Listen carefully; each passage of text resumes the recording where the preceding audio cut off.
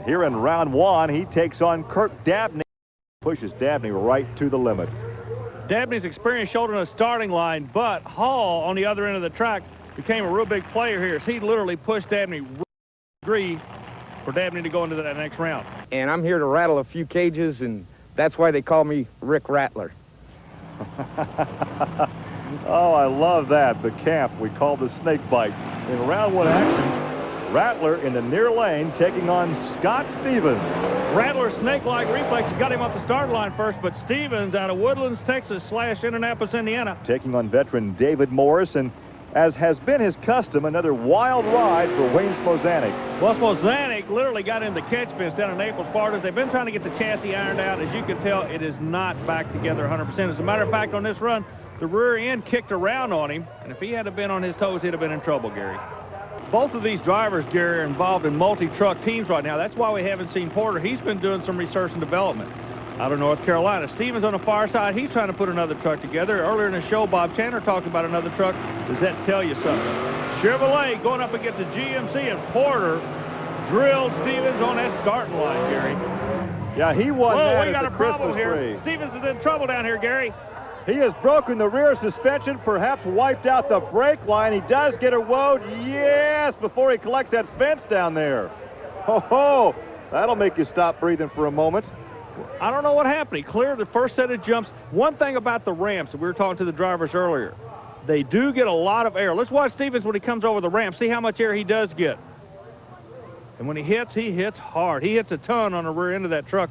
That's when something let go, and I believe it wiped the brake lines out at that point in time. Right there, you can see something fly off the back of the truck, and he is trying to get this very heavy truck woad before he catches that fence down there as they assess the damage. And Army is standing by to talk with the crew chief, Rob Grossman. Well, Gary, right now I've got the crew chief from the King Kunz crew with us. We're going to try to find out, as you're looking at some of the action, exactly what happened. Looks like a tremendous amount of impact. It bent the both bottom 4 link bars. Yeah, we're not sure what caused it, but we know that we're not going to be able to get it back for the next round. And I mean, we got 4 link bars bent, drive shaft fell out, brake rotors bent, got into the crankshaft on the, bent the oil pan. We got quite a bit of damage to work with. But Scott's okay. Scott's fine. Thanks a lot. He was victorious over the Executioner in round one, and so he pulls alongside Wild. Dabney's a guy that I call a kamikaze pilot. Man, he will pull a trigger on you in a heartbeat. Look at that. He's pushing that new Wild. Oh, there goes He's Dabney upside over. down. He actually rolls it on over, doesn't make it all the way over. He was in trouble midway through this run. And did not lift. He knew he was in trouble, but he was still going after the jugular vein. Well, that GTS fiberglass body really takes a beat. And look at this. Here comes Kirk. He's all right. Kirk Dabney is climbing out. A lot of fiberglass damage, but perhaps the truck not damaged as much as it may appear from the grandstand. No, the chassis held up. You know, that's why they build these things by the rule book. All right, breathe a sigh of relief, Gary. He's going to come out of this thing okay. And the fans are happy to see him climb away, and I think you're down in a position now where perhaps you can get a word with Kirk Dabney. Well, Gary, real quick, things are kind of acting down here on the other end. First of all, are you okay? Yeah, Army, I'm fine. What caused the truck to bounce like it? Well, it looks like front steering linkage let go on the impact after the second jump. It's a little early to tell, but that's what the best guess is right now. Okay, well, I understand the EMTs want to get a look at you, get over there. Thanks a lot for coming over. Man, we're sorry about the bad luck. Hey, we'll be back, guys. Thank you very much. We will catch our breath, clear the track, and come back with more from Lime, Ohio. Yeah. Welcome back to Lime, Ohio. This was the scene during our break as Kirk Dabney surveyed the damage on Nightmare following this altercation. Watch him in the right lane. He is in trouble, Army, almost from the beginning. Well, in no man's land, the truck gets a little out of shape right there. Now when he lands, something lets go in the front, and, man, he high sides immediately. Boy, I am so glad they build these trucks strong, Gary. That was one hard shot that he took, but he is okay. Now the wreckage is being cleared off the track, and we are getting ready for semifinal action. And just as intense as Patterson is putting forward number 1, Porter with the Carolina Crusher, he wants those Chevrolet people to have something to cheer about. This is the old, you know, there's a lot of old rivalry starting to come around. The longer this sport goes, look at here. Look at this kid out of North Carolina, but Foot comes back. What's wrong with the Carolina Crusher? Something at the very end of that run. He had the foot covered. The equalizer with David Morris out of Tennessee, and he pulls alongside Wildfoot and Andy Brass. Andy Brass is tickled to death to be driving this truck. There's not a lot of pressure on him. He's already proven he's one of the premier drivers in the sport. He's going up against this kid out of Tennessee, been around a long time. But Brass likes the idea of being involved in a research and development truck. He likes to experiment. He likes to try something new. And believe me, you can just tell by looking at this truck, the way the suspension sets, it's different from the get-go, just sitting on the start line. Look at that, look at this. Wheel stand. Whoa! Oh, he hit that second ramp with the rear tires. That's not the configuration you want to go over that jump. Oh, Wow. Man, I tell you what, that was driving skill that brought that truck back. Now watch. Watch the wheel stand in no man's land, and watch him hit that second ramp with the rear end. On the throttle, see, he making so much power, he just pulls a wheelie all the way over. That was neat, Gary Lee. Nobody's going to roll over on this one. Both of these guys, if for no other reason, get bragging right. You talked about the Bigfoot fleet a moment ago. This is going to be the Bigfoot flying circus at the end of this track. I'll guarantee you these guys are going to air these mountain motor Fords out big time. Well, what does Andy Brass do for an encore after that last semifinal wheel stand? Go across the finish line first is all he can do. And it looks like he will do that by, only a nose, if that much. Wow, what a race. Wildfoot with Andy Brass by about that much over the Bigfoot truck number 10 of Gene Patterson. Patterson is doing a fine job in that truck. Like he says, no fear. That's the name of this game. Bigfoot, the far lane, Wildfoot, the near lane, side by side right here, and it's still fender to fender, and Andy noses over. Gary, we're standing about 250 feet past the finish line. Normally, this is a shutdown area, but this is the area that could shut these guys down today. As you can see, the moisture is here today, and there's nothing in the world slicker than grass that's wet. Well, the track crew knew that, so they've gone, and in the shutdown area, they've actually pulled back or peeled back a layer of grass, but in doing that, they've created maybe another monster that our monsters have to deal with. That's mud. This could be a real exciting area before the day's over. As a matter of fact, we're going to stay down here and see what kind of action does take place. And here at round one, he takes on David Morris in the equalizer. Quattro shows he may be a player to be reckoned with down the road. But right now, David Morris is showing why he's one of the top drivers in the country. Tell you what, the old Mongoose ran him a good little race down there, though. Morris yeah, he is going to could go be a factor in the future. Yeah, definitely that. Now, Allen's had a rough go so far here in Lima. During the first day of qualifying, Pizzo would sustain heavy rear end damage with this very tough landing. Watch, right here. Oops, there goes the suspension. Now, he qualified for today's race. Now, in round one, Pizzo in the near lane taking on Mark Hall, and it appears as if the same thing happens again. Then watch Mark Hall in that slick shutdown area. All kinds of action here. There goes the suspension, and there goes Mark out through some very wet grass. See, Gary, that's exactly what we were talking about, and as you well know, boy, you're not going to find anything in the world slicker than wet grass. Meanwhile, major suspension problems to that vehicle. Yeah, it's been an expensive weekend for Alan Pizzo and the Predator. Second time, first time in qualifying, now in the round one competition with some severe damage to the rear suspension. And after this run, Army talked to Alan Pizzo. Well, the first time you qualified to run on this circuit, you know, you got to be a little bit disappointed with the problem. Yeah, we've had our problems over the weekend. We've broken 2 rear shocks and, 1 4-link bar this weekend. But, that's what it's all about in racing. You take your good days and your bad days, and sometimes you win, sometimes you lose. Gary, as we're looking at Andy Brass, boy, this is something you don't see very often. They're taking him back into the pit area. Okay, look underneath the vehicle. He's punched a hole in the oil pan. You can see the oil coming out from the oil pan right now. So Andy's not going to stop and talk to us. They're not going to be able to come back. They have punched a hole in that big engine. Back to you, Gary. And he steps into Bigfoot 10, vacated by Andy Brass when Brass goes to Wildfoot. And there is the equalizer out of Tennessee with young David Morris. Oh, Gene Patterson, when we do an interview, he kind of walks away from the camera. He holds up his index, his little finger, and his thumb, which is a sign for hang loose. Anybody that's been to Hawaii, that is kind of his logo, and that's the way he drives the truck. Hey, just hang loose, give it 100%, and it'll all work out for you. Let's see if it works for him. Well, the winner here goes up against the Carolina Crusher for the championship. Good start by the equalizer. Who's going to take it? Gene Patterson takes it in Bigfoot. Bigfoot, Gene Patterson, advances to the championship against the Carolina Crusher. Chevrolet and Ford, Gary, going to the finals. Between Kirk Dabney in the USA 1. Now, this is the truck that won the national title back in 1988. Was then driven by Rod Litzow. Unfortunately, Dabney goes up against what could be the class of the field today, Andy Brass in Wildfoot, but they went at it tooth and nail, just like they did in the old days at TNT Racing. Well, the USA 1 Chevrolet actually ran him tough over the first half of the field, but the Ford later model suspension seemed to tell the story on that run, Gary. Well, also in round 1 competition, Mark Hall, who last season campaigned the USA 1 truck of Ever Jasmer for a race or two, drew Fred Schaefer, but the executioner was no match for Barefoot. Now remember how Mark Hall hits the second set of cars. That, of course, was instrumental. Once again, we want to show you a new camera angle we've come up with. Now talk about hazard pay. Watch this angle of Mark Hall coming right at you. Yeah, we call it the crush cam. And it would be expensive See to why. crush that camera.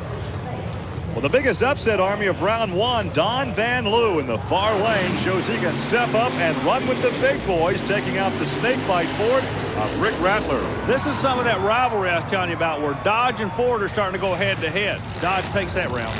Closing out round 1, watch the vicious shot Gene Patterson takes, taking the measure of John Moore, and no problem, but watch this landing. Working for a living, Gary Lee. Oh, that hurt. Now that run came the day after he collapsed the rear end in qualifying. Watch the air Patterson gets in laying down the second quickest pass in the qualifying session. You know, but Gary, on this run, he hits hardest where the feathers are the thinnest. This is what happened. Well, we'll see how those tough landings affect Bigfoot. And Brass was the quick qualifier. Here's a look back at his qualifying run. Now watch the air this guy gets. But also notice how soft the truck lands. That's the trick. See, it absorbs the energy. Well, Yeah, but look at the shot he took in the cockpit. no wig and beard. And this is what he does in the weekend. Here's a look huh? again at Wildfoot as he pulls alongside Paul Schaefer and the Monster Patrol. This is round 2 competition from Bloomsburg, Pennsylvania. Chevrolet and Ford, one of them's going to go on a trailer and not be able to come back. Who is it going to be? Andy Brass is the odds-on favorite just because of time in the seat. Schaefer runs him tough. No. Oh, I like that new camera angle. Hang on there, Schaefer. He gets over into Andy's shutdown lane, but Andy Brass will advance, and Paul Schaefer will put that monster truck on the trailer. And there's a look at Gary Porter, the Carolina Crusher, and he pulls up against Fred Schaefer in Barefoot. Chevrolet and Dodge. Dodge has a tendency to really leg it on the big end, try to really air it out. Oh, look at that. He flew over the finish line, Gary. Man, look at the altitude. We've got to notify the local air traffic controllers of the competition here this afternoon. Dodge wants to go head-to-head with Ford. Their dream is coming true right now.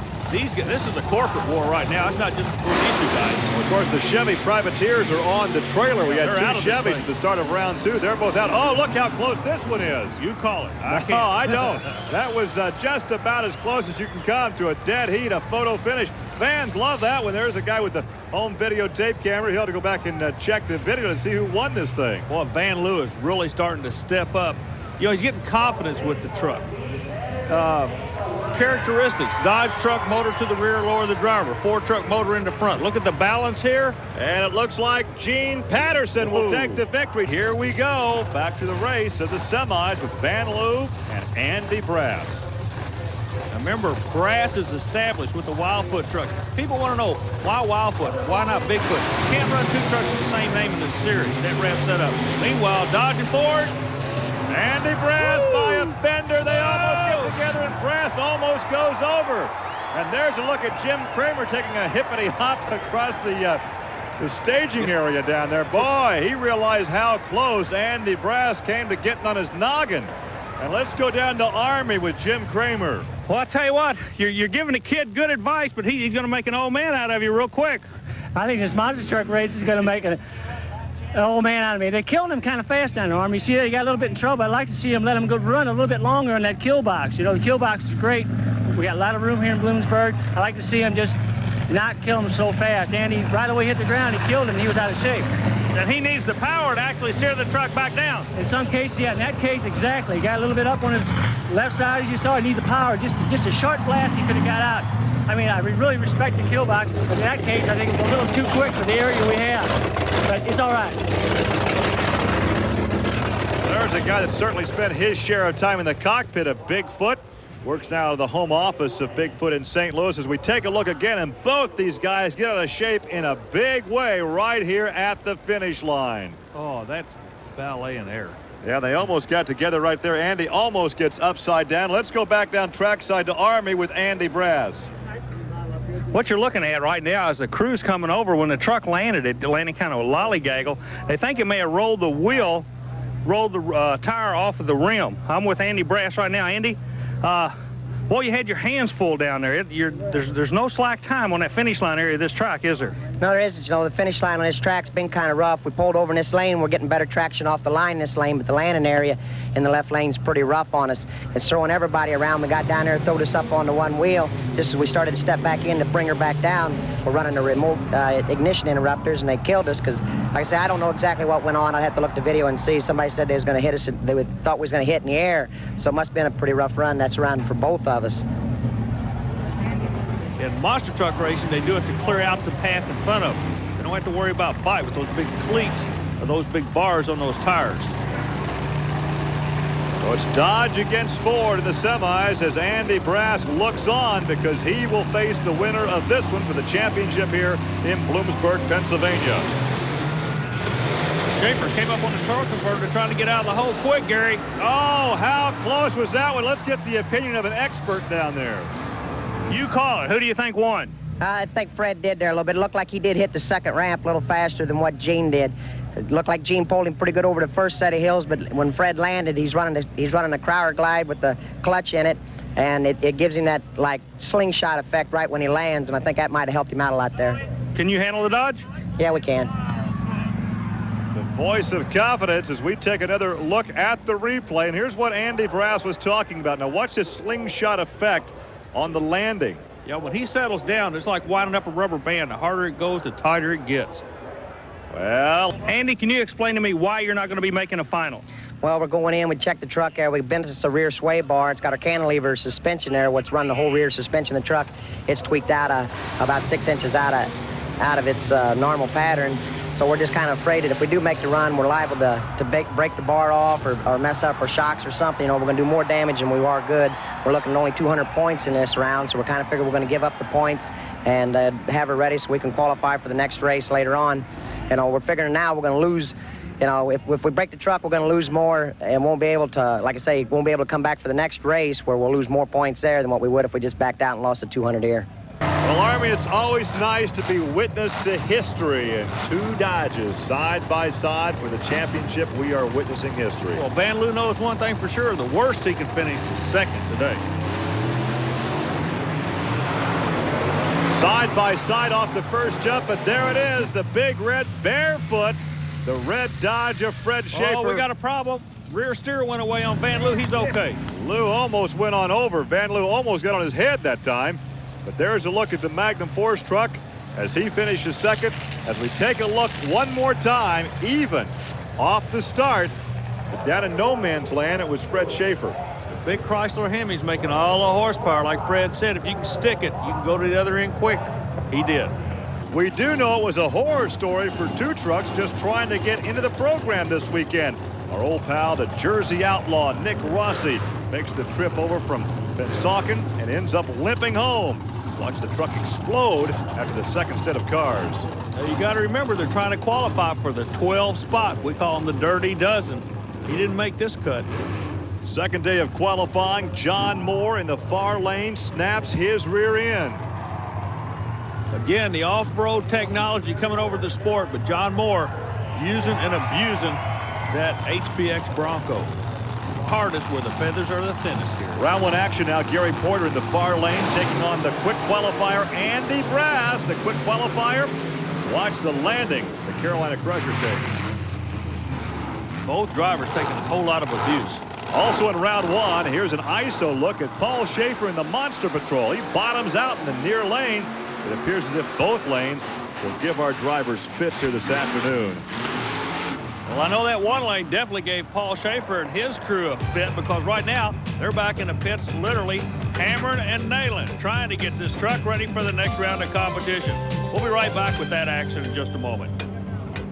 But in the lane next to him, Gary, another Dodge-powered vehicle, Magnum fourth of Donnie Vanloo, and Schaefer had to put him on the trailer in order for him to advance in the next round. Yeah, this was first round competition, so he'll pull up alongside Fred Schaefer. Barefoot against Bigfoot. Dodge against Ford. This one alone is worth the price of the ticket, believe me.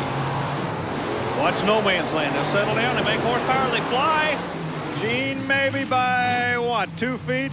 Man, I don't know. I had my eyes shut. Gene Patterson by maybe 2 feet. A good close race. Look for Schaefer to come back as the fast loser as we take one more look. Even up over the first jump through no man's land.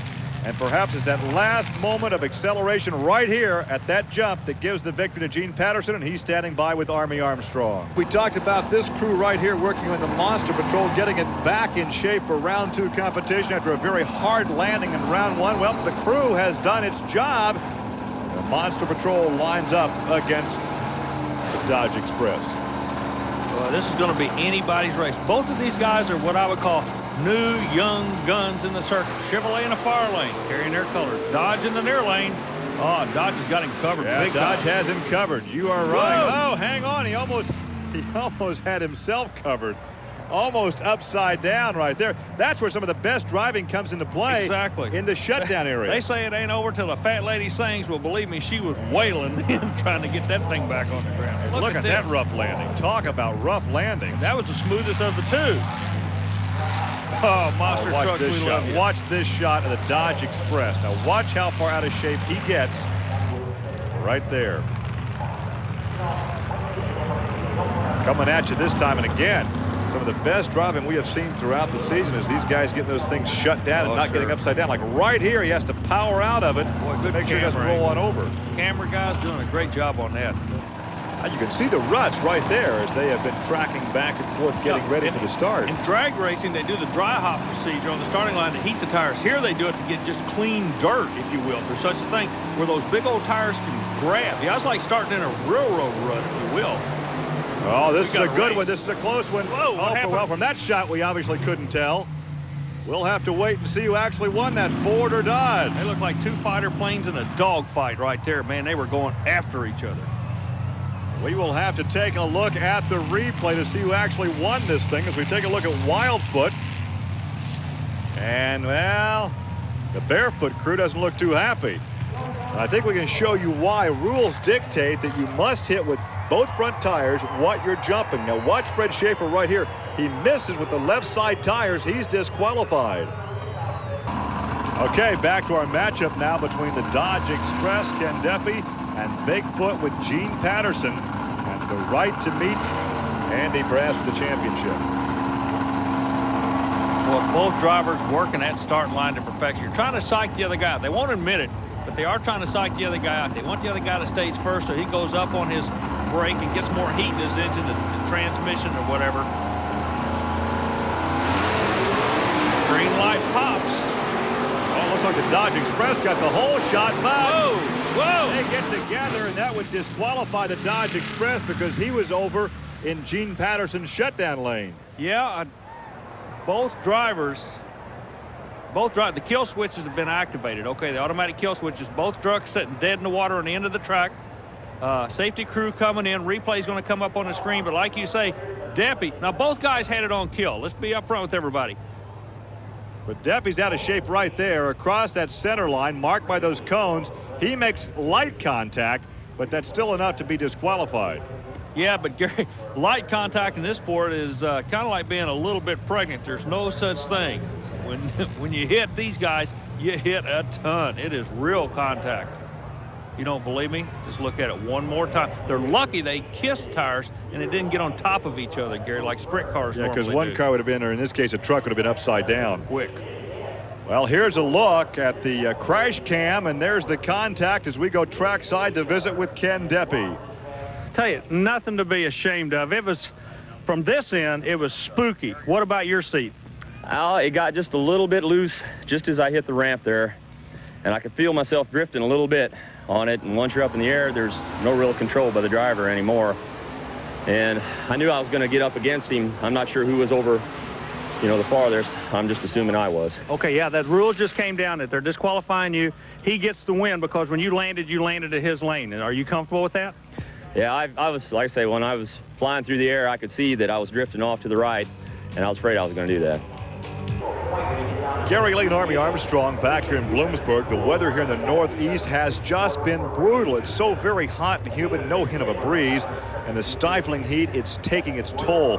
While we were away, this is Bigfoot driver Gene Patterson, who we understand is overcome by heat exhaustion and will not be able to drive in the finals. Again, this is from heat exhaustion and not from the result of the bumping incident with the Dodge Express. Now, the Bigfoot race team had wanted to put crew chief Jim Kramer, there he is, talking to Andy Brass to face Brass in the finals. But the rules state that the driver who qualified the truck for the race is the only one who can drive it. So Bigfoot will not be able to run in the finals. So instead of the all Bob Chandler race team, we're going to go all the way back to the second fast loser in round 2. That would be Paul Schaefer in the Monster Patrol. Remember, we had the 2 DQs in the semifinals with both Barefoot and the Dodge Express. So it will be the Monster Patrol appearing for his first final appearance in just his 4th race on the circuit. Well, we talked about the wear and tear on the equipment at the top of this show. Well, a weekend of racing in the hot sun also extracts a human toll as well. We are ready now for the championship shootout between Andy Brass in Wildfoot and Paul Schaefer in the Monster Patrol. Literally a pressure. Oh, look at Andy Brass. You talk about hot. He is dead hot on that starting line, and he's going to win it. He was definitely hot today. Another big victory for Wildfoot, the Bigfoot organization out of St. Louis, Missouri. So they will take the victory here in Bloomsburg, Pennsylvania. In the far lane, and Dan Runte, the near lane, driving Bigfoot. Now, Runte is subbing for Gene Patterson, who was suffering from heat exhaustion last week. We'll talk with Gene later on in the show about his condition. But here, Brass takes out his Bigfoot teammate. For Dodge, the best entry was a bit of a surprise. Ken Deppy in the Dodge Express, who we saw make it to the semis last week, was 3rd quick in qualifying. But watch this tough landing. But right now, one Dodge is going to advance and one's going to go to the trailer. The only hope one guy has is he may win and the other guy may be quick loser. But what's interesting, the Jeff City, Missouri scenario here, there's probably 9 monster trucks from that small community in the show me right state. The St. Louis area. Yeah, just outside of St. Louis. Meanwhile, oh, look at this. Look how close this is. Oh, a fender. A fender for the Dodge Express. Ken Deppy takes the victory.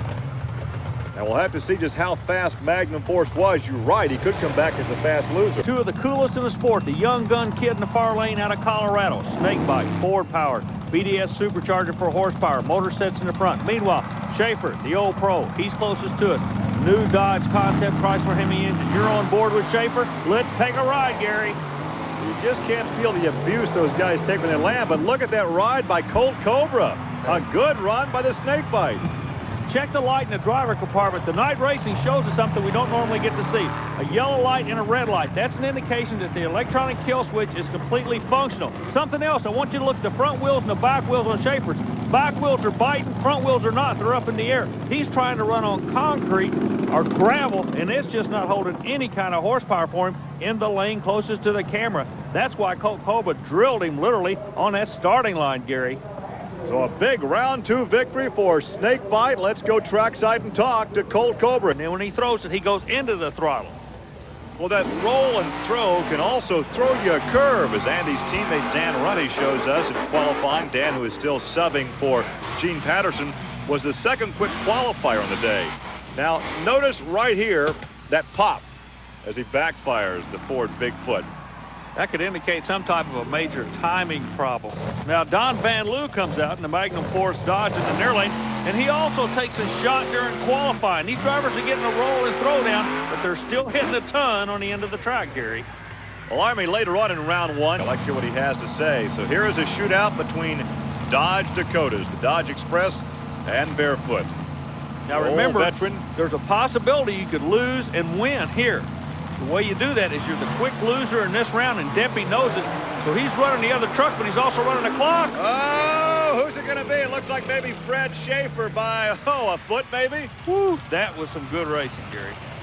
Oh, that margin of victory was minuscule, as it would appear that Barefoot did indeed win. But hey, I tell you what, this Deppy kid could come back as the fast loser. That was a quick run. You're exactly right. I'll guarantee you he was just trying to drive his race in his lane, going against the clock.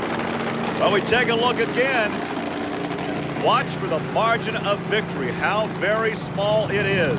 Also, keep in mind, where has every win tonight come from? Far lane. It's getting closer, though, isn't it, Gary? There's some work going on Ken Deppy's Dodge Express, who is indeed the fast loser from round 2. Army, what can you tell us about that situation? Gary, one of the interesting things about the pairings was the 2 Fords and the 2 Dodges going against each other in the semifinal. The big question was who would be the quick loser out of that round. Well, that question has been settled. The Dodge Express of Ken Deppy, he's going into the next round, but as you can see over my shoulder, he and the crew are thrashing. They're trying to figure something out. They got a problem in the left front suspension of the truck. We're going to let them go about their work. We'll keep an eye on things and throw it back up to you, Gary. More competitive every week, and now Ken Deppy in the Dodge Express as well. Chrysler Corporation is coming out and going after Ford. They realize that this monster truck, the identity here, basically in a nutshell, you win with the monster truck, you're going to sell the new Dodge Dakotas. That's what the That name has of the been the game philosophy of motorsports Sure. for the last about 10 decades or Exactly. so. Since the car first came out, they started racing like at Indianapolis in 1911. There's a shot from inside the cab of Fred Schaefer. Oh, Schaefer does the wheelie, and that cost him the win. Boy, the kid out of Colorado takes the big Ford into the next round, Gary. Colt Cobra took advantage of that big wheelie that Fred pulled in no man's land. The strategy is well rehearsed. No, the strategy's the same. He says the same thing over because he does the same thing over, and he keeps winning, so I wouldn't change anything myself, Andy. And of course, he's the quick one, so he has lane choice. Far lane, Andy Brass. Hey, we do have a race, though. Check this out. And it is, yeah, it is Andy, though, but boy, he had all he could handle. He could hear that snake hissing, yeah. He could hear the old snake hissing on him. Andy Brass by what? A fender. A fang, buddy, a fang and no more. He defanged the snake bite on that one. So here in Springfield, you can hear the fans cheering. They're very happy. Lane choice at Canfield, Ohio, Gary Lee. Could be the kiss of death if you're not on your toes. The left lane at Canfield historically has provided some of the wildest action we've ever seen in monster truck racing. We have literally seen them flip, flop, and fly out of that left lane. Now, the right lane is unique in itself because there's a little bit of a hill off the right side of the right lane. That would seem to intimidate a lot of the monster truck drivers, but until today, it did not intimidate the drivers. However, after the first round session, the Hall brothers have proven that right lane can rear up and bite you big time. So right now, the question is not left or right lane, but which is the best lane? Gary? Well, Army, here's what you're talking about. Now, this is Mark Hall in the Executioner. This is in qualifying. He is in the right lane. Watch what happened. About 3 foot off the edge of the track, there's a little downgrade. Right there, you see the right rear tire catch it, hooks a rut. There's our flip-flopping and flying like a sprint already. car catching the cushion and going on over. Big Take time. a look again. Now, watch at the end of the run. Watch his right rear. It rolls over. See, and you're only running about 4 pounds of air in these tires, and when you get it over just right there, the tire will collapse, and you go on your lid. A lot of body damage, but Mark was uninjured. Or he would meet up with Don Vanloo. Now, Vanloo was another guy who had a rough run in qualifying there in the near lane. Yeah, in his qualifying session, the truck hit so hard, if you look at the bottom of it, between the front wheels, he actually tore the hydraulic lines off. So, Hall and Vanloo will be the battle of the walking wounded. A lot of people wonder when the monster trucks go to the starting line, why they actually roll up and touch the first jump, why the drivers run up and bump what they're going to be jumping. Well, it's the same principle as you and I getting up in a dark room in the middle of the night. We have to take our hand and actually touch out to develop a field of depth, okay? That's exactly what the monster truck drivers are doing. So the best way we can show you how to do that is to actually put you in the driver's seat 9 feet 6 inches up in the air, and I'm going to go to the front bumper where the starting line would normally be. So you get in the seat, I'm going to the front. Now, right now, I'm standing on the downside of the first ramp. You're set 9 feet 6 inches in the air with the helmet with very poor peripheral vision. I'm walking to you towards the starting line. I'm walking over the first set of jump cars. If you'll notice, you can't even see these cars that I'm negotiating right now, and there's another set on the other end of the track. So at this point in time, with your vision and your field of vision, what you're doing is not worrying about what's on the ground, but you're looking past the finish line at some spot that you've picked out on the end of the track. and you're actually driving the vehicle, pointing it at that spot. The jumps themselves, they're just obstacles between you and the spot. So at this point in time, what you're doing basically is picking your spot and taking your best shot. Earlier today, this is that race.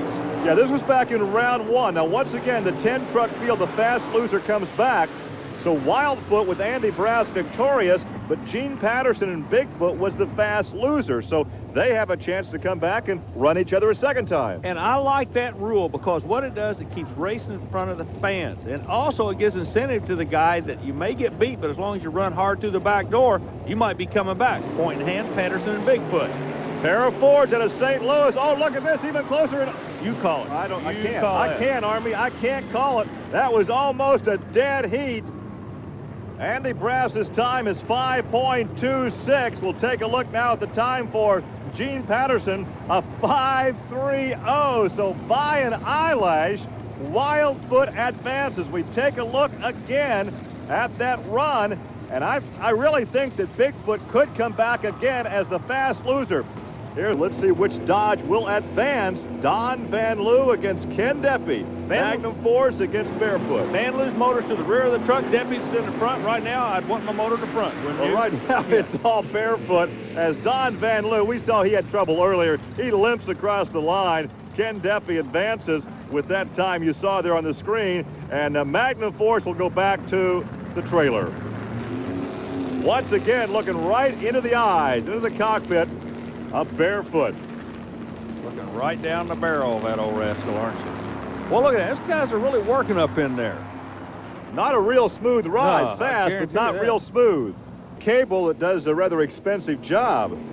All right, we are ready now for side-by-side action. The semis, far lane. Barefoot, the Dodge, near lane, the Ford, Snakebite. Rattler against Deppy. New kid on the block in the far lane. New kid on the block this lane. The future of the sport, that's what we're looking at. Boy, wheels up start for Snakebite.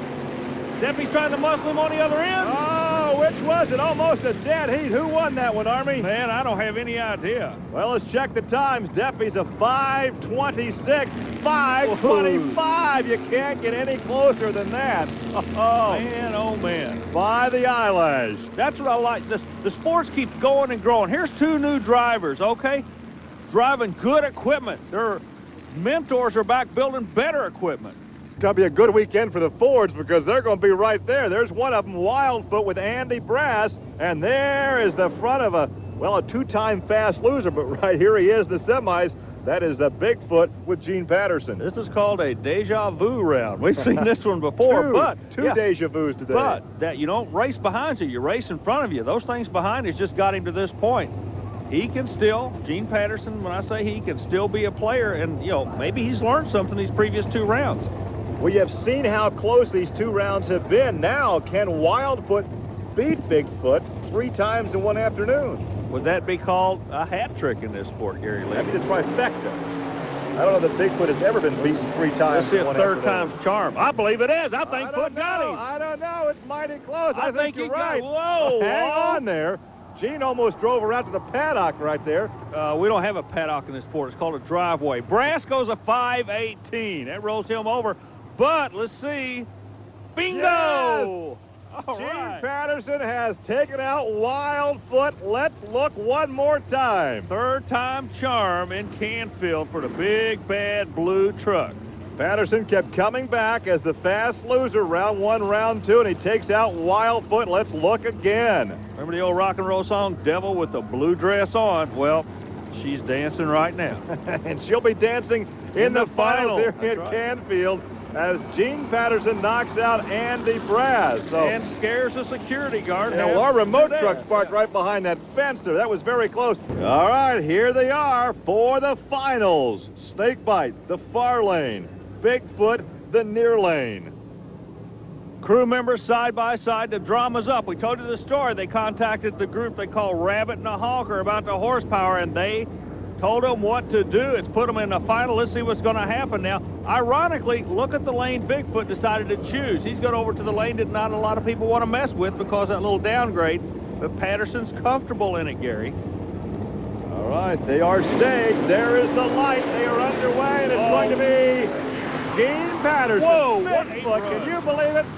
twice. He came back as the fast loser, then knocked out Wildfoot and Andy Brass, makes it to the finals, and then knocks out Snakebite. Rattler, Rattler. Yeah, a 528, a strong run, making all kind of horsepower. Patterson, a 520, but that ought to tell the youngsters out there something. You don't quit. Patterson believed in himself. He believed in the crew. He knew he could keep working his way back in, and that's exactly what he did. That's a good classic race. He also got faster with each run. Now on to round one, and watch this wild run by Wildfoot, but Andy Brass, taking on Paul Schaefer in the Monster Patrol, was still able to turn in what would be the quickest ET of round one. Also in round one, Ken Deppy and Big John Moore in the No Problem Ford. This is our battle of the Dodge Mopar guys against the Ford, and Mopar takes this one. Yeah.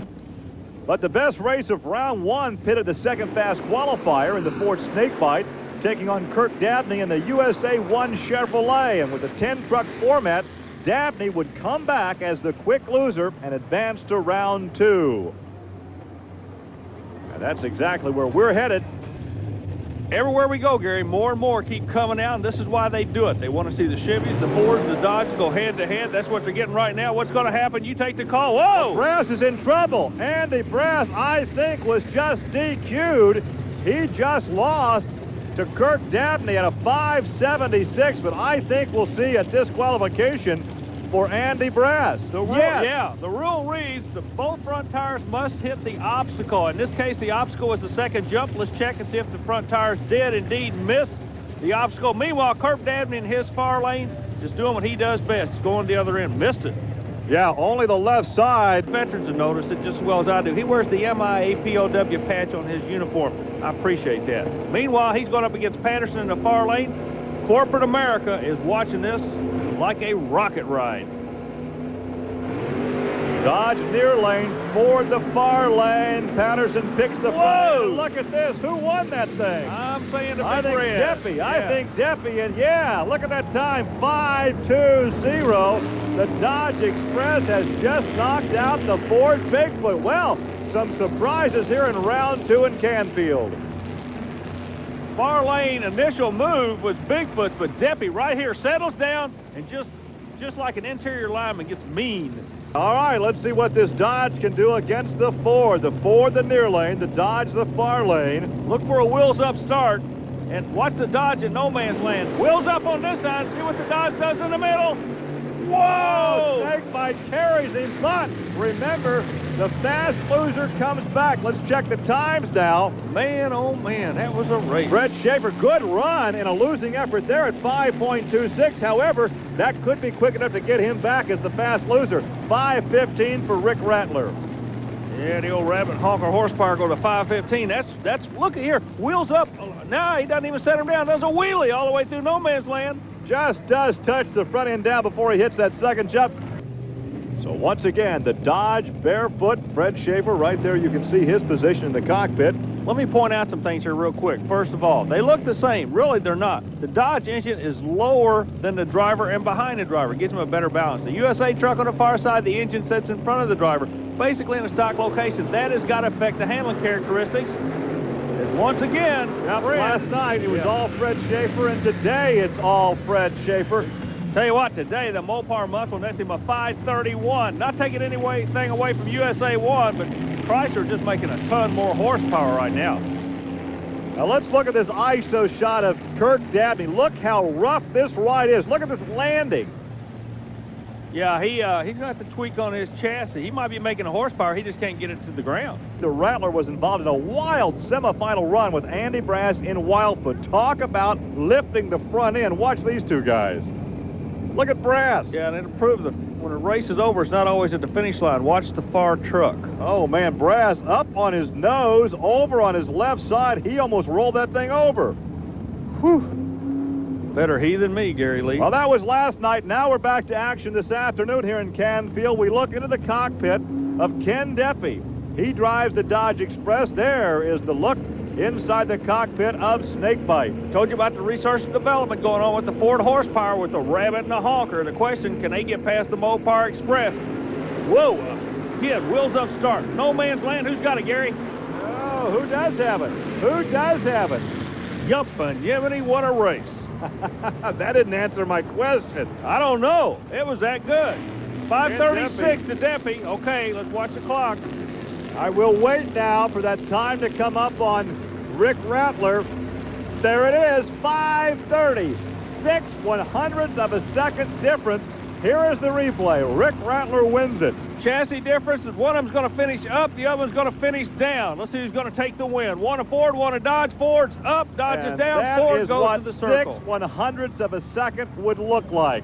Hey, Gary, what kind of hospitality is this, man? It's miserable weather out here today, and that presents some unique problems, not only for us and the rest of the film crew. We're going to get this thing through for you, but also the drivers. Now, they're back in the pit area trying to get the engines dialed down. They're trying to take horsepower away from the engine. There's going to be 3 key pieces to this event today. The starting line is going to be the first one. You're going to see these big old tires get a hold of a bite and grab a hold of a real slippery surface. Then the detuned engines are going to take over in the middle of the track, the area we call no man's land. But there's a third piece that could be the trump card in this whole thing, and that's going to be the very end of the track, where those big old tires that normally are spinning this way may wind up going this way, because there's no bite on the other end of this track to stop these 10,000-pound monsters. Gary, everybody's trying to figure the pieces to the puzzle out. In which order they go? Let's see who's going to do just that. Back to you. Well, Army, it was a destructive day yesterday in qualifying, just trying to make the field. This is Rich Cummings out of Coldwater, Michigan in the Mad Max. Yeah, his left front suspension completely collapsed. Pictures worth 1,000 words. I can't tell you anymore. Tough break to get into this dirty dozen. To be 12 top monster trucks to make this PENDA series, these guys have literally got it on kill. Well, also yesterday in the King Crunch Auto Value, Chevrolet, Rob Grossman had his problems. Once again, the suspension. Gary, we're at the time of the year when this equipment is starting to show the wear and tear and beating and banging it's taken. Perfect example right there. Grossman shuts it down, rolls to a stop, unable to stop it with the brakes. Long shutdown area came in handy. Then in round 1, it was Ken Dabney in the Dodge Express against Don Vanloo in the Magnum Force, and it was all the Dodge Express. Yeah, all the way through, but we started noticing a lot of things here as the time comes up on the scoreboard of a 5.66. That's not a bad time. Miserable weather, miserable track conditions. These big old monster trucks don't even know they get a 6.33. The Boogie Van right there on the far side. There is Pam Butters, and there is the Hulk. Good race side by side. 2 rookie drivers. Looks like the Hulk takes the win, By Gary. just a fender, he will advance. He records a 6.33. The young lady, a very, very strong run for a brand new vehicle. She's working the bugs out. She goes a 6.44, Gary. Fred Schaefer picked Deppy to go into the seat of the number 2 Dodge. These are kind of hired guns out there right now, and there's the shootout, round 2. Hey, look at this. Well, there's a breakage on the big red Dodge, and Rattler in Snakebite will advance. Boy, they're drilling some decent times. What happened? Deppy came off that first jump a little bit crooked. Rules say you've got to hit the second jump with your front tires. He knew he wasn't going to do it, so instead of tearing something up, check the replay out. He just very wisely backpedaled right here. Now watch when he comes off. See, he's crooked right now. Meanwhile, Rick Rattler sails to the victory, and he's with Army. There's that brand new body style, the 94 Dodge pickup body style. Yeah, they took all the engineers, put them in a room, said we're starting with a clean piece of paper, and we're going to build a truck. They built a good who one. won that one? Who won that one? Andy worked hard. Fred was right there. Let's wait and see. Brass goes a 5.43, Gary. You take the Dodge's time. Brass by an eyelash, perhaps? Yes, 5.50 for Fred Schaefer. So Andy Brass advances in Wildfoot. Look at the rain. For the very first run on a vehicle, I am impressed. That thing's only going to, that little thing we're talking about here, the red truck's only going to get better, quicker, faster, fly longer, higher. A lot of experience in the cockpit. Fred Schaefer in barefoot, but the winner is Andy Brass. All right, back to the race now. Once again, the far lane Wildfoot with Andy Brass. Bigfoot, the near lane with Gene Patterson. And the big difference, like you say, Patterson is starting on a harder surface. This lane actually was built, I believe, over some gravel, and it doesn't dig down as much as the far lane. But the far lane is getting a much better exactly, bite yeah. at the starting light. Doesn't count. First win of the day out of that lane. Trouble. Yeah. You're right. First win of the day out of that lane. Gene Patterson at 5.76. Brass had some trouble the last half of the run. It's the second vehicle we've seen today that didn't get off the first jump straight, and it cost them. Gene talking through the helmet and the poor inclement conditions, and there's a look at a thrash under the snakebite truck. Let's see if we can't find out what's going on by going back to the pit area and Army Armstrong. What you're looking at right now is a crew frantically trying to get a drive shaft. The front drive shaft went away on the snakebite. The Bigfoot crew, believe it or not, got him in the final. They said, no, we're not going to roll over. We'll go help them. We're going to beat them. We'll beat them on the track. So what they've got is 9 minutes to get the vehicle squared away, plus 3 minutes from the time you're called. You have 3 minutes from the time you're called to make the call. So really, what this crew is confronted with is 12 minutes. The Bigfoot crew came over and said, look, you stay in the truck. We'll put it back together for you. If we're going to beat you, we're not going to beat you by breakage. We're going to beat you on a racetrack, and we got about 12 minutes to find out what it's all about. Call that great sportsmanship, but what that means is that Fred Schaefer could be the man to go to the finals if snakebite is not ready to go. Now, keep in mind, Army, that Rattler took the snakebite truck to the finals 3 times in Canfield, Ohio, but could not come away with the win. But today, by virtue of use the good lane, the soft lane, I think that will definitely be to his advantage. Well, and also, you heard Gene Patterson say there's nothing else they can do to Bigfoot. They have detuned this Ford as much as they can. They cannot change gears. They have to go with what they have. Watch the finish line. That's what it's all about. Snakebite. It is snakebite. Rick Rattler finally takes the victory here at the Indiana State Fairgrounds. Rattler in the Ford snakebite over the Ford Bigfoot and Gene Patterson. Boy, that was a good run. And, you know, again, I got to give credit to the crew right there, the Bigfoot guys. They lost the battle, but they may win the war before the season's over. Well, they certainly won an award for sportsmanship by going over and helping the snakebite crew get that Ford ready for the finals. You know, a lot of people don't know that they're the ones that actually found that drive shaft messed up. He didn't know. He was not aware that he had a problem. Yeah, and they helped to fix it, and then snakebite comes back to do just that, fight him. Here's Rick. On what has to be, Gary, the worst day of monster truck racing I've ever been involved in my life, I'm standing with the winner. Hey, it's got to be just as sweet today, whether it's raining or sunshine and blue skies. Congratulations. You definitely earned it. Thanks, Army. Yeah, it's a little wet, but when you pull a win out like that, Ford snakebite running as well as it was, it's kind of hard to face the wet. You know, it still feels just as good. We went into the finals there against Bigfoot. Round before that, lost the drive shaft, and I got to really thank my crew, but also thank the Bigfoot crew, because they were over and helped put that drive shaft back in the little time that we had to get back to the racetrack. Well, congratulations on a good win. Now, let's all go get dried out. Okay, thanks, Army. We're winding this thing down. The trucks are getting a lot of abuse, but you guys are getting a lot of abuse, too. As a matter of fact, I saw you back earlier warming up, doing, you know, stretches like a sprinter would do. Why? Well, it's like you say, you know, the trucks take their toll through the year, these tracks do on the trucks, and they also take it on us, you know. We got to make the truck handle the track, and also anymore, the drivers got to get suited into the trucks. You know, the trucks are rough on us, they're playing a toll on our bodies, and if you don't go to the clubs anymore and start working out and do your stretching, then you're going to be hurting. Well, Gary, it kind of tells you something a lot of people don't realize. You don't only race a monster truck here, you race at your local gym. Back to you. Now, it's been difficult in qualifying. Here is Rob Grossman in the Auto Value King Crunch. And in his qualifying round, he's showing you exactly how treacherous the top end of this track is. He almost looped that rascal. But the big story in qualifying right here, Fred Schaefer rolls out in a brand new Dodge and winds up being the quick qualifier of the afternoon. So he's laid the gauntlet down. The lane are starting to work their way to the left lane, Gary. Also some highlights from round 1. That is Don Vanloo in Magnum Force, the near lane against Mark Hall, the Executioner. When Hall gets out of shape, he will be disqualified.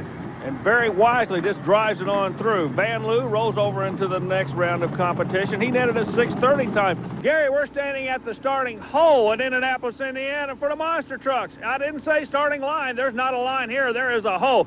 Take the camera eye and look at this at home. You are at least 24 inches down into the surface of this track. The monster trucks, each one that runs, to turn it up just a little bit more for the guy behind them. So before you can win this race today, you're literally going to have to dig yourself out of a hole to get off the starting line. Back to you, Gary. In round 1. So Okay, now we see Barefoot line up against Wildfoot. Barefoot has won out of that lane. If there's a bad lane, I'm saying it's that one because it's a soft lane. That's where you're digging 24 inches down. The lane closest to us gets a little bit better bite. Let's see what's going to happen. We got a race.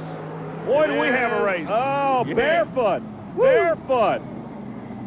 And look at him sliding to a stop. Look at that quagmire, a 5:26. So he is faster that run than he was in round one Yeah, to a 5:40. He beat up on the quick guy. So Fred Schaefer out of neighboring Illinois will take his Dodge on to the next round. Take the 94 Dodge on to the next round. Man, the guys at Chrysler got to be grinning from ear to ear for that Dodge to come out. And look at that. He gets a bad hop Oh. right there at the start, but still makes it work. So let's. Patterson, professional monster truck driver, and a brand new father, I might say. Well, he chose that right lane where it's a little softer. Let's see if it works for him. And yes, indeed, as Schaefer high-sides that truck, and Gene Patterson takes the victory. We've heard a lot of talk about detuning these engines this weekend. Let's go back trackside, and Army has some comments on that. For the Dodge people, yeah, it is a good, tough truck. The Dodge barefoot, the far lane, the Ford Wildfoot, the near lane. Fred Schaefer, the veteran drag racer, against Andy Brass, the veteran monster truck campaigner. More than that, it's Ford against Dodge, Mopar against Fresh Cam. boom. Who got it? I couldn't tell again. Now, once again, from that angle, we're going to have to wait, but there's a look at Andy Brass's 5.25 in this type of condition. An excellent drive, and a 5.28 for Fred Schaefer. Oh, ever so close, but Andy Brass will advance. Man, oh man, that was a good race. All right, now here is the replay, and you'll see the margin of victory. 3/100ths of a second for Andy Brass. Right there it is. That's the difference. Looking straight on, that's Patterson on your right. There's a look at Bigfoot, Gene Patterson. There's a look at Snakebite and Rick Rattler. And the winner here will face off against Wildfoot and Andy Brass for the championship here in Indianapolis. Boy, it's amazing the drama right now. As both drivers are in the lane. Light goes green. They're going the other end. Who's going to be the first down there, Gary? It is, oh, who is it? I can't tell. It looked like Snakebite was trying to carry the front end, maybe not by design. Okay, a 5.58 for Patterson. And a 5.61 for Rick Rattler. So Gene Patterson will take his Ford Bigfoot to the final against his old nemesis, his old partner, his old teammate, his old buddy, Andy Brass. Yeah, but all that'll go on the shelf during the next round. This kid out of Colorado, he keeps impressing me. You know, he didn't lay still for anything. He kept working that truck all day long to make it work. But, ever so close. Exactly, but Patterson here is going to be lining up against Andy Brass in the final. As we take a look at the front of both trucks, they are staged. They've done their dry hops. They are waiting on the Christmas tree to go green. You know, after that interview, he walked away and gave us a sign of hang loose. Well, believe me, that's what you better do to be in the winner's circle here. The coolest head's going to prevail, not the most horsepower. Whoa, Brass is in trouble. Patterson goes the other end. Brass is, okay. Brass is almost on his side. Gene Patterson takes the win. Uncharacteristic of Andy Brass to get in such trouble. Yeah, but Patterson just told us that no man's land was just gooey out there. Picture's worth 1,000 words once again. I liked his term finesse. You don't equate finesse with monster truck racing, but it was finesse that got Gene Patterson down the run. And look at this. Very uncharacteristic to see Andy Brass in that configuration. This sport to me has always been like rhinoceros on roller skates. They may be big, but you do have to finesse them.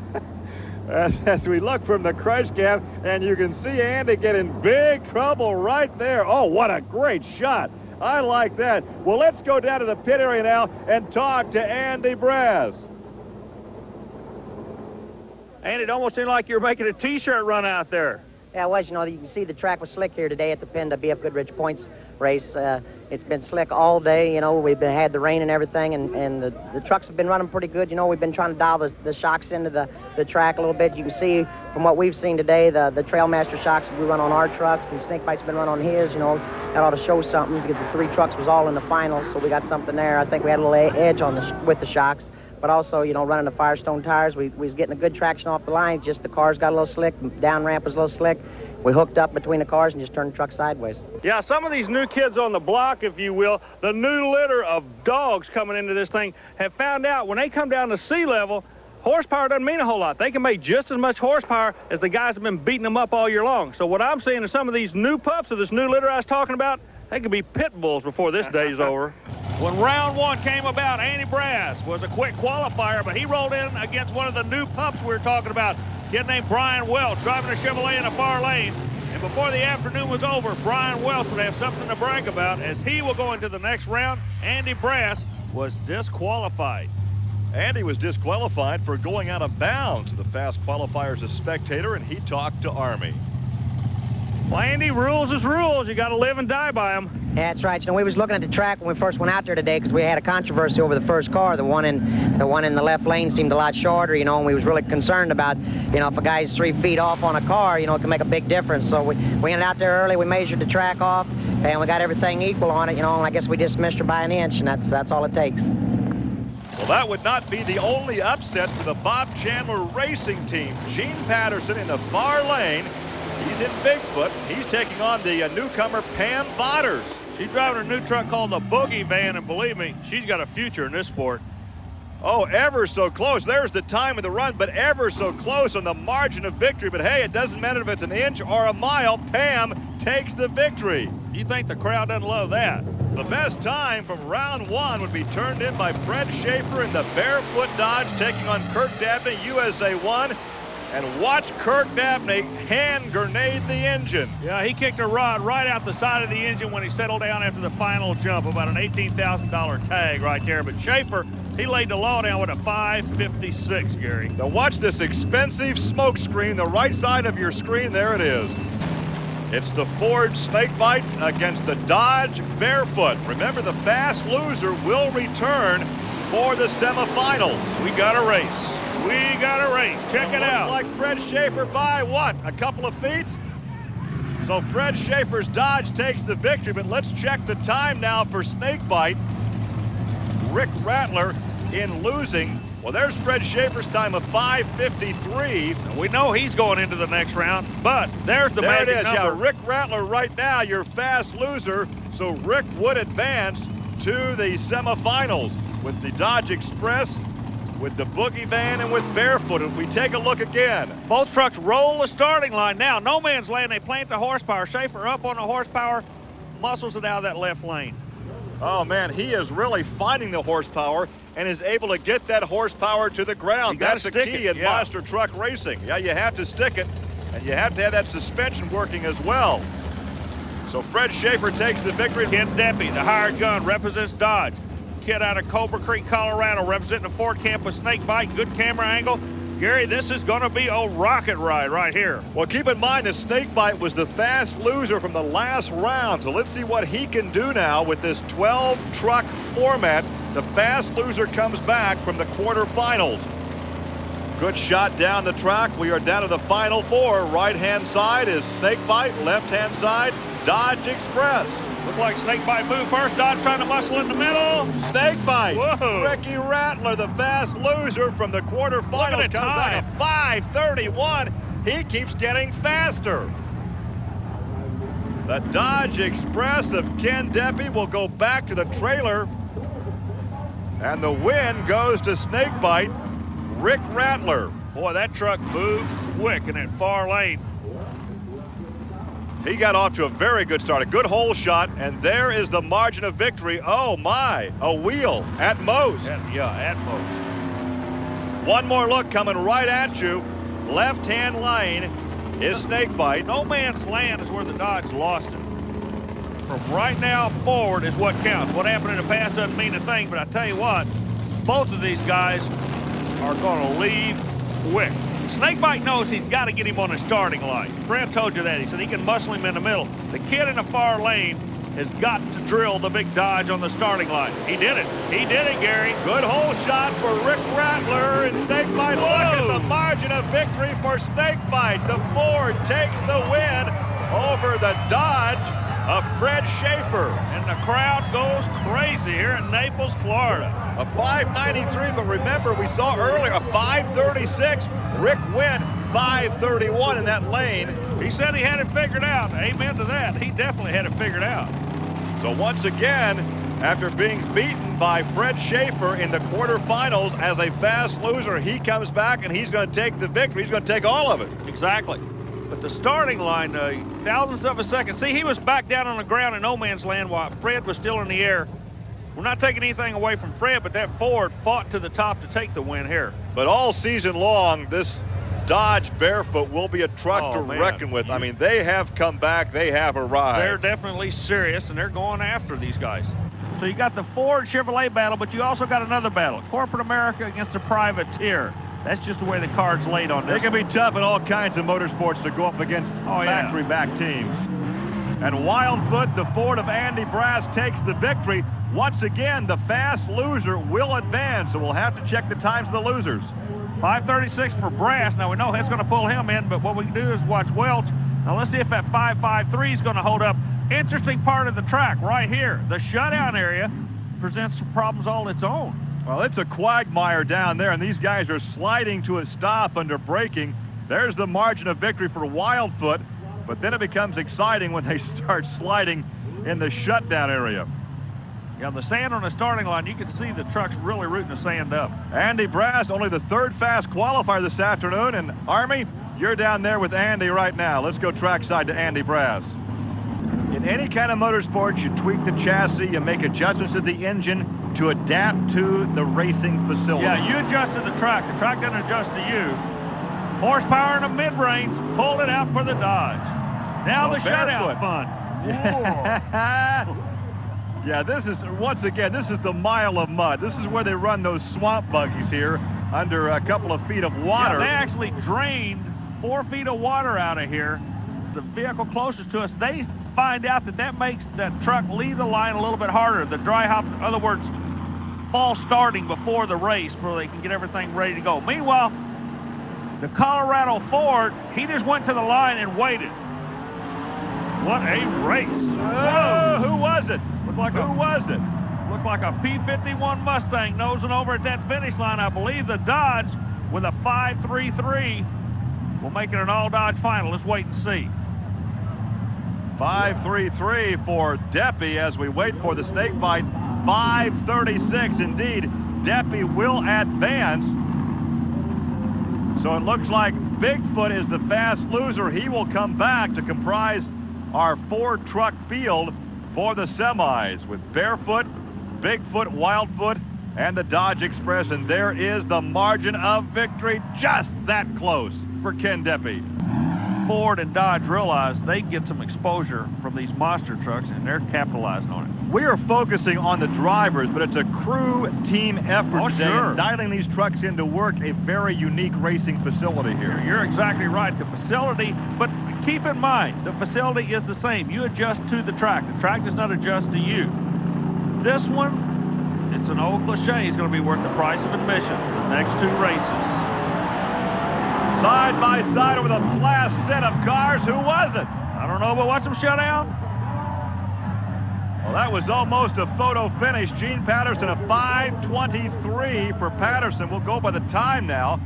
A 5.23, 5.16. So Fred Schaefer in the Barefoot Dodge will advance. This is really a track to test your self-discipline. They cannot use all their horsepower. They cannot get it down. No, it's a finesse track. It's kind of like a bull moose with ballet in mind. And the curtain just fell on Bigfoot. A bull moose and ballet slippers. Those folks out there understand exactly what I'm talking about, right, folks? Meanwhile, the Dodge is set for the final. You talk about pressure, Andy Brass has got a pocket load of pressure right now because we know one Dodge is going to be in the final. We've been talking to you all day long about the corporate involvement, how Dodge doesn't want Ford to beat them, Ford doesn't want Dodge to beat them. Well, Dodge has half the field covered. Now, Andy Brass has all the pressure of the world on his shoulder because if we're going to get a Ford in the final, he's the only guy that can carry that blue and white flag of the blue oval bunch to the final. I don't think it bothers him a bit, though. This kid is cool. Half track looks good for It is. No, all Dodge final. Who is it? Another photo finish. I couldn't tell from my vantage point, Army. 5.20 for Andy Brass. I think we've got an all-Dodge final. 5.20 for Ken Deppy. It's a dead heat. We'll have to run it again. Oh, how many times have we seen this? Never. Never. Look at this. Both trucks settle down. Watch the nose on the trucks as they go over the finish line. Dodge is nose down. Ford is nose up. But it's still a dead heat. A pair of 520s. We look again, and that means we'll have to run them again. Boy, this is awesome. I guess that's what the ruling is in the sport. Meanwhile, Andy Brass getting a real good look at the crowd. Well, they'll have to go back, check out those vehicles for any damage before they come back to the starting line, dry hop again, stage them, and race again. Now, let's go down trackside. Army, you have a report on some damage to the Dodge Express. Gary, this is a situation down in the pit area. This is the shock that came off the Dodge Express on that previous run. A $1,500 Custer shock. The hydraulics on it messed up. It is no good. Junk. Throw it away. They had to go back to the pit area and get their backup shock. That's this one right here. The crew says they can change the shocks, but the problem is the time element. It takes about 15 minutes to change one of these Custer off-road shocks. They don't have 15 minutes. The word I'm getting is they're down to about 3 or 4 minutes before they get the call. Back to you, Gary. So as the work continues on the Dodge Express. Gary, there's some confusion down in the pit area. We're going to try to sum it up for you real quick. Andy Brass will be going against the Barefoot Dodge in the final. This is what happened. The Barefoot Dodge won his race, automatically moving himself into the final. Andy Brass was not declared a winner because his heat with the Dodge Express was a dead heat. But the Dodge Express broke, could not make the time call. They allow you so much time to get your vehicle fixed. When he broke, he could not make the call. So what that does, it rolls Andy into the final. Andy Brass with Ford, Fred Schaefer for Dodge. This is final time. This is what this sport is all about. Gary? I'll guarantee you're going to see. Well, you're going to see two pros of the sport right here. You're going to see a clinic and how it's done on a very tacky track. And we keep bouncing back to this corporate involvement. Well, it doesn't get any more pressure on either driver now. Andy Brass doesn't have all the pressure. He's there. Now the pressure levels out. We got a level playing field, but we got a real sandy racetrack, and we're looking for one green light to tell us who's going to win it. Wheel stand down no man's land for Andy Brass, and it looks like Fred Schaefer has it. I believe he did. I think the Dodge took the win. A 5.33 for Schaefer could be the magic number. Now remember, Brass was quicker the last time at 5.20. He turns a 5.36, so it is Fred Schaefer in Barefoot. The fans seem to appreciate the outcome of this event this afternoon. One more look. Look at the margin of victory. Exactly, but watch the attitude of the trucks at the finish line. The Dodge nose down, the Ford nose up. That's the way they set these trucks up. The Dodges are set up to dive at the finish line. You watch this. Boom. Well, let's go down to victory lane and talk to Fred Schaefer in that 11-truck format. In round one competition, Mark Hall taking on Fred Schaefer in the near lane. Now watch Fred get crooked coming off that second set of cars, but hangs on to get her woed. He used every inch of shutdown area. Best racing in round one featured John Moore and Kurt Dabney. This would be declared a dead heat. Look at that. You know, earlier in the week, Moore, who got the crowd behind him to say, let's run it again. They did come back and run it again, and they won. Moore won, but he and his wife they redid their wedding vows, but instead of saying, here comes the bride down the aisle, they had them play Mean Woman Blues, Gary. Well, also in round one, there. Going against Schaefer, one of the Dodge boys, trying to pull off that Mopar magic on the far side. And remember, in this format, the fast loser of this round will come back. So no matter what happens, oh, look at that wheel stand by Fred Schaefer. Hang on. High sides the Ford, but Gene Patterson brings it back down by powering out of it. Fred Schaefer a 3.73, but Bigfoot wins that one. Gene Patterson advances with a 370. That means that Barefoot could come back as the fast loser. 370 and threw in a two-wheelie for us. Indoors, not a whole lot of shutdown area, and watch this again. Watch the wheel stand first by Schaefer. Also Patterson. Now, Patterson did a wheel stand, came off a little bit crooked. When this truck lands, it'll land a little bit cockeyed, and that's what causes it to get up on two wheels. Both drivers literally doing wheelies to get off the starting line. So Gene Patterson takes that victory, and right now he is standing down along trackside with Army Armstrong. Now, that was in round two when Bigfoot won and Barefoot comes back as the fast loser. But here we are in the semifinals. The winner here goes to the championship. And Barefoot has made a change in that transmission, trying to make up the difference. Look at that. Oh, Bigfoot by maybe a foot. A big foot. We'll check the times now at 3.66 for Gene Patterson. But a 366 to a 368. But the difference on if the replay comes up, look at the attitude of the Dodge truck. He changed that transmission we were talking about, so the power came in at a completely different time. They both get over the first jump pretty clean, but right now, the Dodge really goes up on the RPM and the Ford goes to the other end. But by the narrowest of margins, Bigfoot Gene Patterson will advance, and the Barefoot monster truck will go on the trailer. So Bigfoot will go to the championship here at the Hoosier Dome. Hold your horses, Gary. We don't know if this final's set or not. The word we're getting is that Wildfoot may have broken something on that run, may not make the final, so that'll bring Snakebite back into this. Let's keep an eye on this situation. Andy, a lot of discussion out there. The transmission's laying all the way back up to the finish line. What's the word? Do you make the call, or who makes the call as to whether or not you're going to go into this thing? Well, usually my crew chief makes the call here today. You know, we're running into a problem. We got no forward gears, no reverse gears. We got nothing in it. I don't know if it's just we lost that much transmission fluid that it's just not going to go no more, or if we broke something like a main shaft, front input shaft, or something in the transmission itself. Gary, I'm standing there with Andy Brandt. I just got one thing to say. You broke your truck, huh? Yeah, we did. You know, the Ford Wildfoot was running good for us tonight. You know, the track's real tacky with the Firestone's getting us a lot of good traction. We got that John Kazi Hemi motor, Ford Hemi, that we put there, and she just building some horsepower, and the transmission's now starting to fail us. So we're going to find our weak link, which is what we feel now is the transmission. Well, back to the action now at the starting line, Snakebite and Bigfoot, and there are the crew members. We've got another competition, the international arm crossing competition between the crew members. All they can do is watch. They prepare these trucks the best they can, so now it's up to Gene Patterson and Rick Rattler for the championship here in the Hoosier Dome. Rattler's not even supposed to be here, so I'll guarantee you one thing.